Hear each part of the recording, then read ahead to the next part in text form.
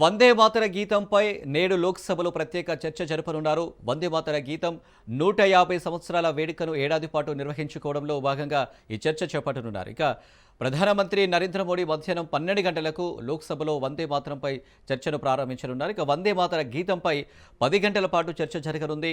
వందే మాతరంపై రేపు రాజ్యసభలో చర్చించనున్నారు. రాజ్యసభలో హోంమంత్రి అమిత్ షా చర్చను ప్రారంభించనున్నారు.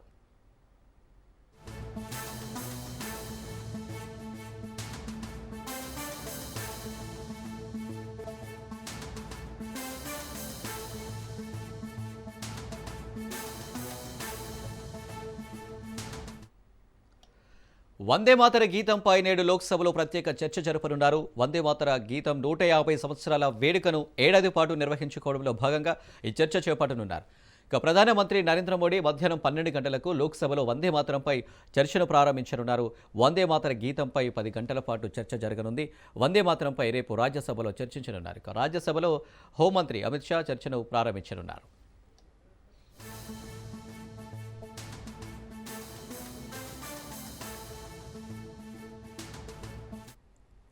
రైట్, ఇక వందే మాతర గీతంపై చర్చకు సంబంధించి మరిన్ని డీటెయిల్స్ మా ప్రతినిధి సైదులు అందిస్తారు. సైదులు. అనిల్, వందే మాతరం 150వ వార్షికోత్సవంపై నేడు లోక్సభలో ప్రధానమంత్రి నరేంద్ర మోడీ చర్చను ప్రారంభించనున్నారు. ఈ చర్చలో జాతీయ గేయం గురించి అనేక ముఖ్యమైన పలు వాస్తవాలు వెల్లడిస్తారని దేశవ్యాప్తంగా అందరూ భావిస్తున్నారు. పాటలోని కొన్ని శ్లోకాలను కాంగ్రెస్ ఆనాడు అధికారంలో ఉన్నప్పుడు తొలగించిందని ప్రధానమైన ఆరోపణలున్నాయి. సో అలాంటి ఆరోపణలు ప్రధానమంత్రి ఇప్పటికే పలుమార్లు ఆరోపించిన విషయం అందరికీ తెలిసిందే. ఈ నేపథ్యంలో చర్చ సందర్భంగా పార్లమెంట్ లో గందరగోళం ఏర్పడే అవకాశం ఉంది. ఇక నేడు లోక్సభ అజెండాలో జాతీయ గేయం వందే మాతరం 150వ వార్షికోత్సవంపై 10 గంటల పాటు లోక్సభలో చర్చ జరగనుంది.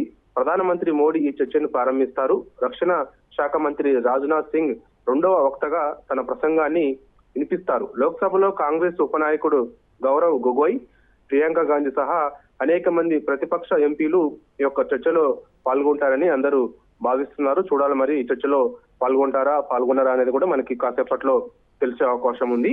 లోక్సభ చర్చ తర్వాత రాజ్యసభలో సైతం రేపు వందే మాతరం గురించి చర్చ చేస్తుంది. రాజ్యసభలో హోంమంత్రి అమిత్ షా చర్చను ప్రారంభిస్తారు. ఆరోగ్య శాఖ మంత్రి రాజ్యసభ నాయకుడు జేపీ నడ్డా రెండో స్పీకర్ గా కూడా ప్రసంగిస్తారు. రేపు ఉభయ సభలలో చర్చ భారత జాతీయ హోదానికి స్నేహమైనటువంటి వందే మాతరం చారిత్రక సాంస్కృతిక ప్రాముఖ్యతను హైలైట్ చేస్తుంది. అయితే డిసెంబర్ 2వ తారీఖు లోక్సభ స్పీకర్ ఓం బిర్లా అధ్యక్షతన జరిగినటువంటి పాలక ప్రతిపక్ష నాయకుల సమావేశం ఈ అంశంపై చర్చించడానికి అంగీకరించింది. కాబట్టి 1875లో గొప్ప సాహిత్యవేత్త బంకిం చంద్ర చటర్జీ బెంగాలీలో వందే మాతరం రాశారు, అందరికీ తెలిసిన విషయమే.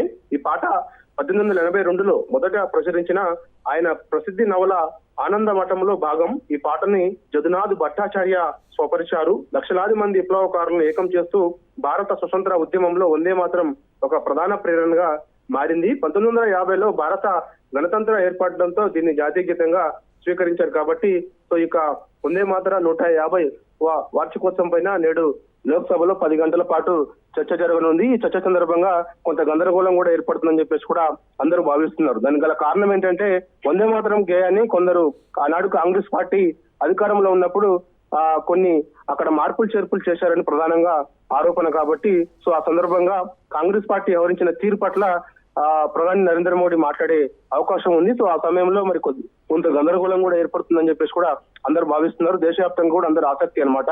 ఏం చర్చ చేయబోతున్నారు, ఏం మాట్లాడబోతున్నారు ప్రధానమంత్రి నరేంద్ర మోడీ అని చెప్పేసి కూడా అందరూ ఎదురు చూస్తున్నారు. Right Saidulu, thank you.